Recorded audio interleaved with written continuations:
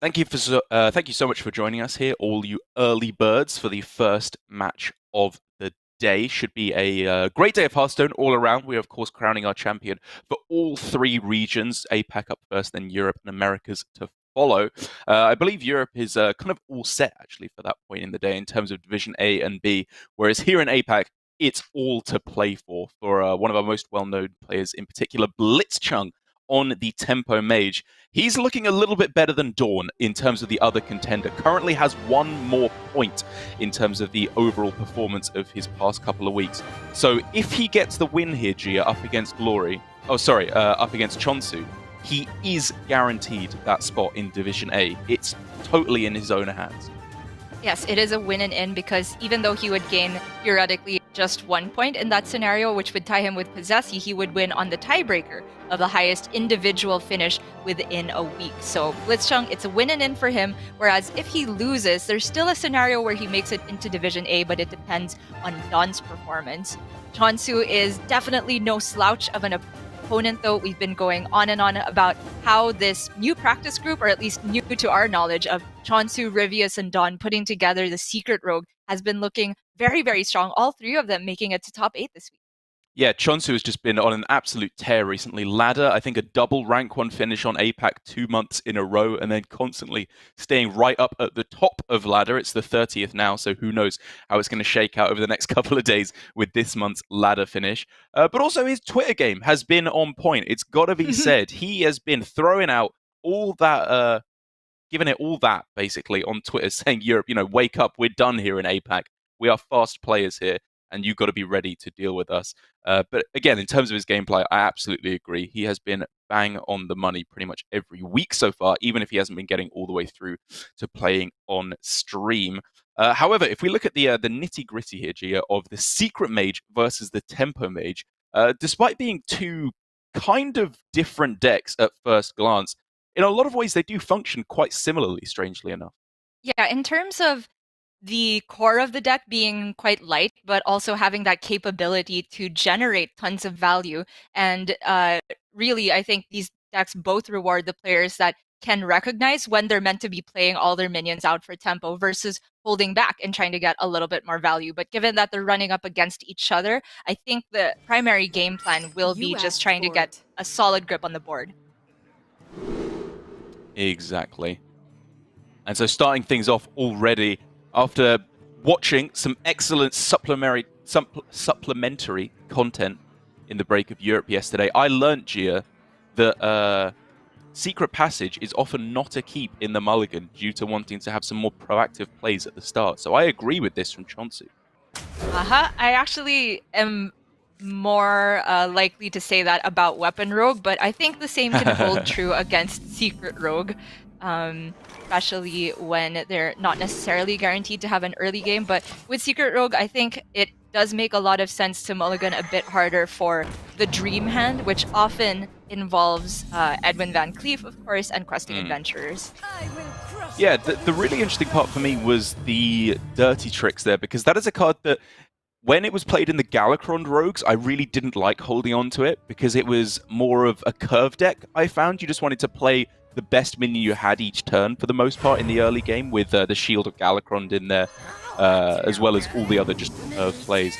But now with this version of the deck, where you kind of have to combo a lot of cards together, I think having a little bit of extra draw with the Dirty Tricks is not something I hate at all. Yeah, we can draw another comparison to Tempo Mage in that scenario, where Tempo Mage does play their Cram Session, their Arcane Intellect when they can, to kind of build up resources and then explode all in one turn instead of just going 1 or 2 minions per turn and curving out. So it's a similar principle with Rogue, and Plagiarize also works in that regard for resources in hand and, of course, activating the ever so important Vendetta. But che0nsu does choose to go with the Miscreant here. Because he had Backstab, I think he saw this as a great opportunity to get ahead on the board. The use of the coin is a little bit expensive, but given that he already Temple Berserker in hand and is likely to get a good Lackey to go along with it, I don't mind the early Miscreant at all.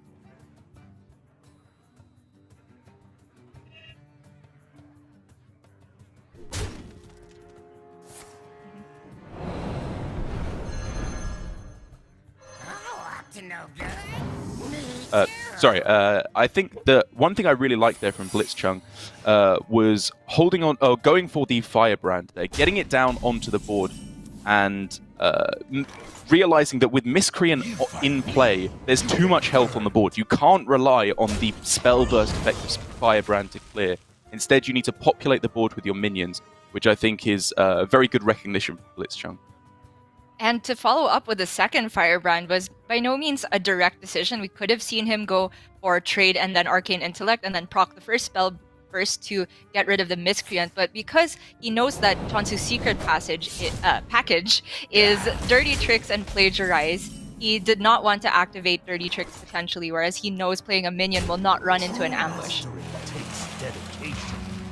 And the minion game plan continues with just a Ross on curve. Very clean. Love this. I think it's so bang on from blitzchung because the way that Tempo Mage struggles is, you know, it does have strong comeback mechanisms for sure, with the Sorcerer's Apprentice being able to cheat out all these cheap spells to pull things back. But if you can just get ahead of that, get these minions on the board before any of that, before you have even the need to play out those spells, I think you're in such a good spot. As blitzchung has got himself here with a Firebrand, Spell Burst intact, still on the board, ready to obliterate this board from che0nsu and keep the damage rolling.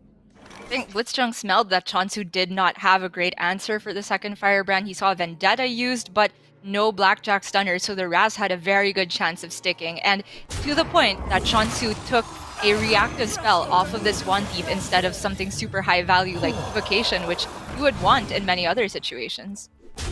But Gia, here we see a line I don't think I've ever seen before.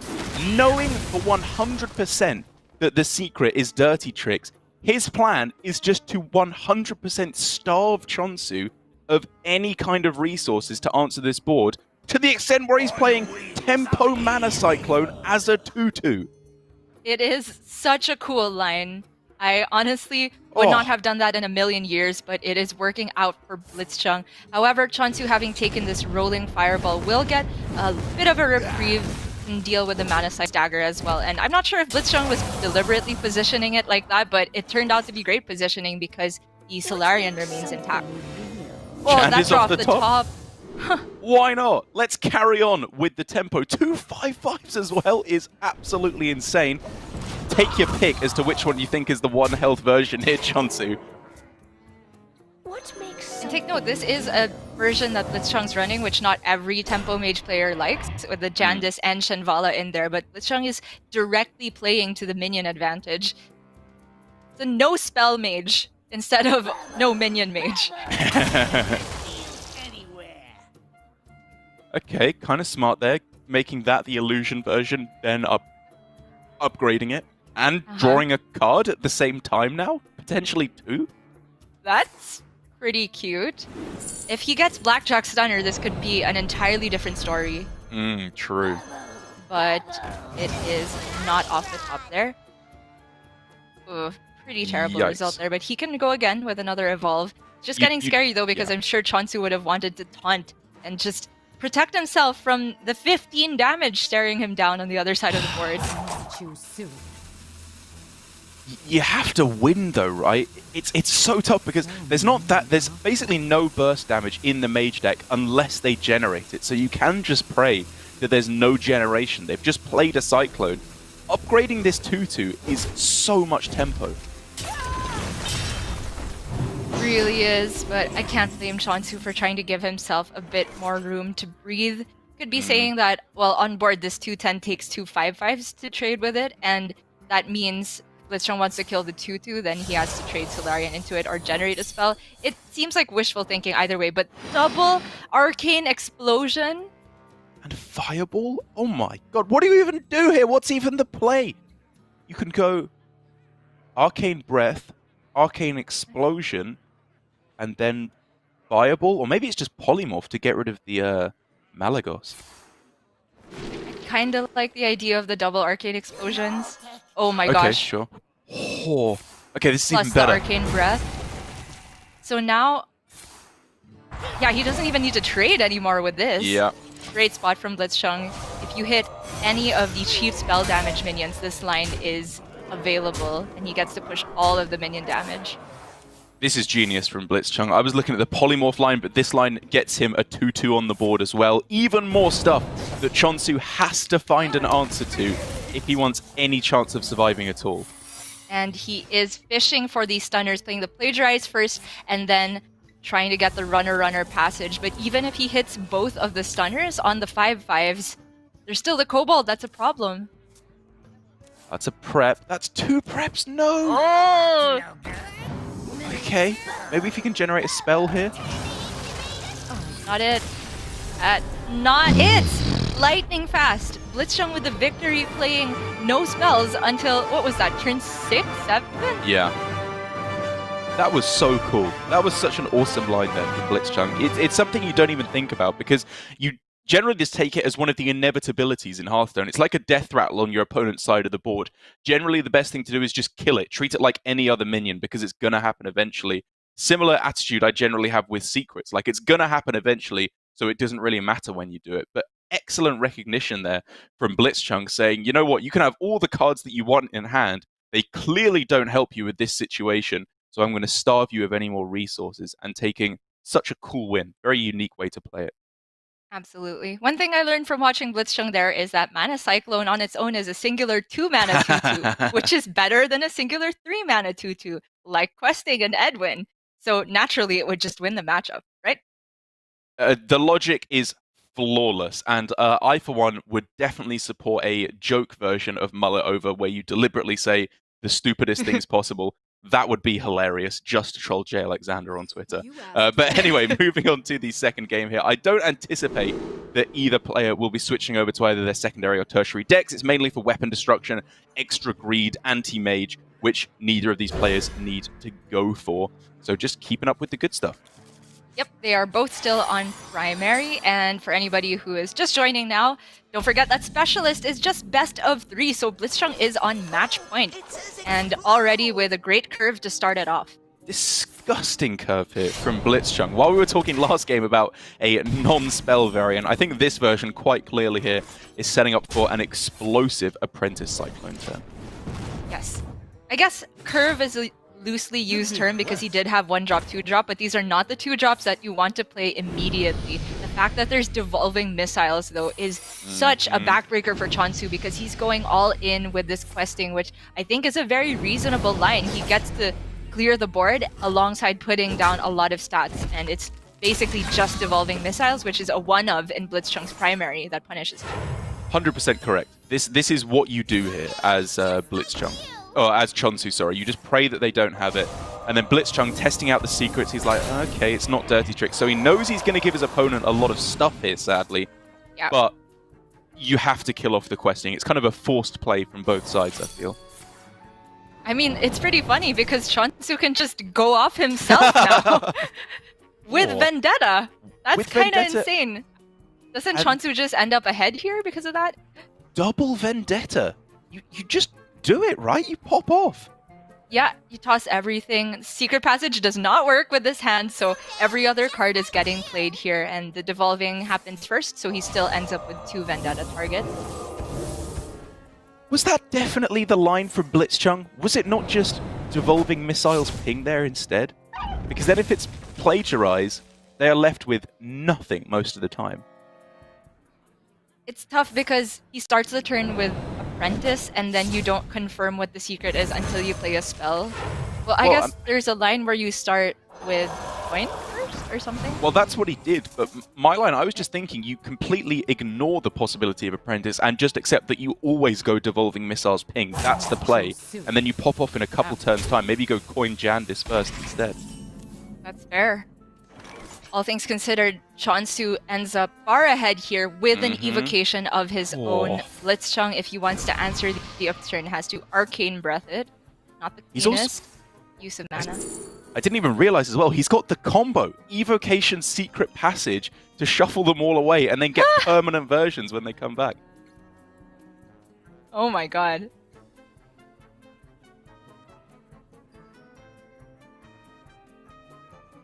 It's probably Arcane Explosion.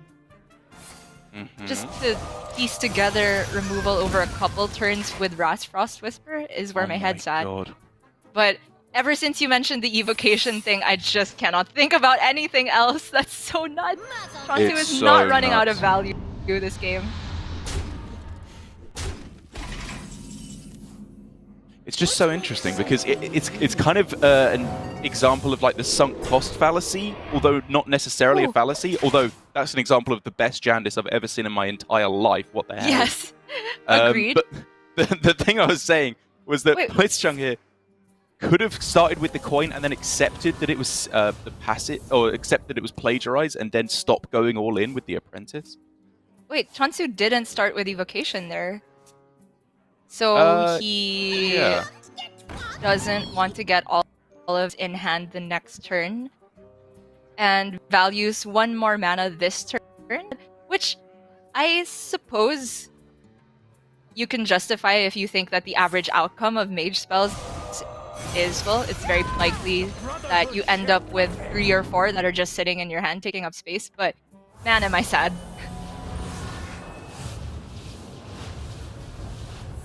Me too. I think I can agree with you that it was probably on better slightly average to give you that much more continual value. As I've just confirmed that is how it works. I'm not just going crazy here for a second. Yeah. Well, blitzchung testing first for the secret, finds out that it's counterspell, so he's free to use Ray of Frost on the Edwin and pick up a bunch of draws for himself. And now it's getting to a weird point where che0nsu is somewhat behind on value. Oh, what is this game? Like, it's literally only that, and I cannot stress this enough, the best possible Jandis you can get. Like, I literally don't think there's a better combination of minions there, with the stealth to put the illusion version on and an earth elemental. That is what's pulling him back in this game. Pretty true. Surprising though that he doesn't go for Ray of Frost. If you're planning on trading the earth elemental into a smaller minion, it sort of makes sense because you really don't want to send a 7/8 into an 8/8, but I don't know. I was looking at a different line. He could not have developed additional minions with the mana left. I mean, I'll tell you one thing, it's an APAC pace of play here for sure, even in these super complicated games with loads to work through here.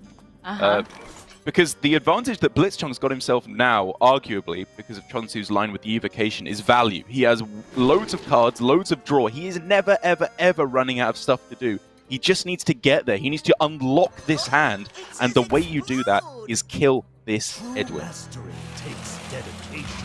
Or freeze it for the foreseeable future with second Ray of Frost next turn and Cone of Cold. We could just see Ras carry turn after turn. And here we go. Devolving missiles.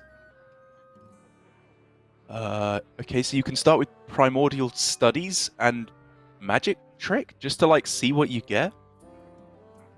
Okay. Yeah, I don't think Flame Strike is worth it here when you have the missiles. I'll just take the cheapest one. Yep.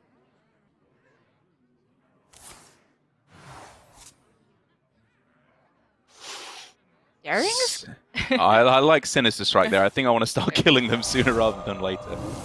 I don't know. I was looking at a line where you just play Daring plus Devolving. Oh, sorry. It would lack 1 mana to get the mirror images down with Edwin that turn. I think that went to a 5 mana 8/8. Oh, sorry, a 4 mana 8/8 to a 4/7 as well. Like, that went through some crazy iterations before it ended up on a 2/1. Like, it went into Blade Master along the way as well. It evolved a little, evolved again, and then fell all the way down the mountain. Yeah, although the Death Rattle on the Sand Trooper is not irrelevant at this point. That's true. Is close to killing che0nsu. Oh, especially this Cone of Cold can chew through all the taunts here, freeze the Edwin again. Oh, another Fireheart? Oh! There's been a ton of those this weekend. First one for che0nsu, it's mostly Dawn's thing, but oh man. So I want to set up a Neophyte on this turn. That's what I think we're leading up towards here for blitzchung. So you want to develop as much stuff as you can alongside that, which arguably comes in the form of Conjurer's Calling on the 2/1, although maybe on average that's not so much development. I was just looking at Cone of Cold plus Neophyte before he went for the Magic Trick, but this way you do get to save Cone of Cold for more threats. I was just thinking about the value of pushing the 3 damage face immediately because of this kobold. That was definitely what, yeah. I was thinking of getting some damage through his face. Looks good as well. My hand is too full. Okay. Well, funny interaction with Plagiarize, but the Neophyte, of course, is super important because blitzchung knows that che0nsu is going to be picking up all of those spells that blitzchung played. What makes something real?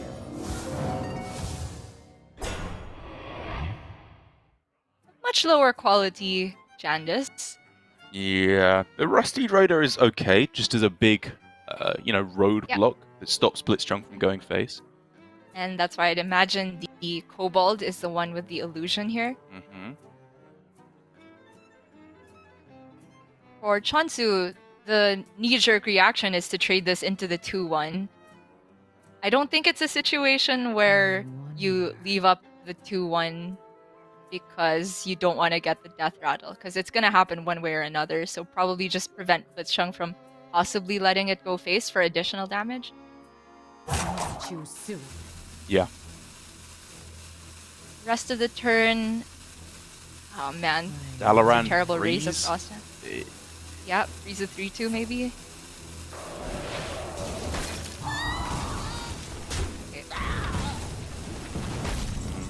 Okay. I don't hate that. I think I kind of like the look of getting more stats on board first and then going for your spells more next turn, but this is fine. It does clear up some of the board immediately. And this Cone of Cold, blitzchung really wants to catch the kobold in the zone of it, as well as Edwin, so what to do? My first instinct was pinging off Jandis and then Cone on the Rusty Raider, but that leaves him with only 3 mana to work with afterwards. Yeah, I mean, he could go Firebrand Missiles, which is a lot of pings to try and hope to snipe the right targets instead. That's true.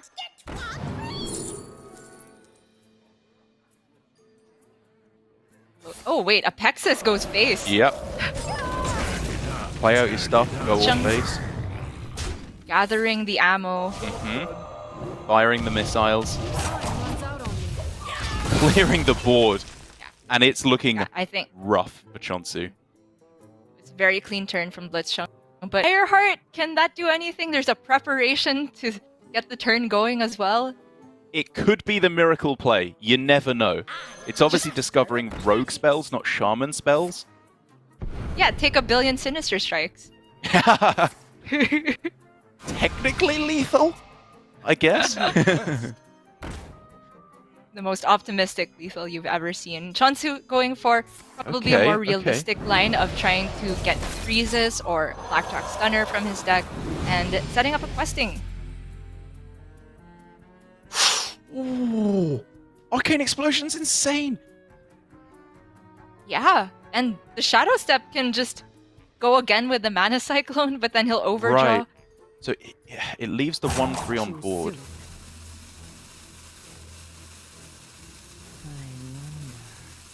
It's less damage. Does the line ever step the Mana Cyclone first? Yeah, I like this. And then you can play either Explosion or something better if you get it for 2 mana, and he doesn't end up overdrawing.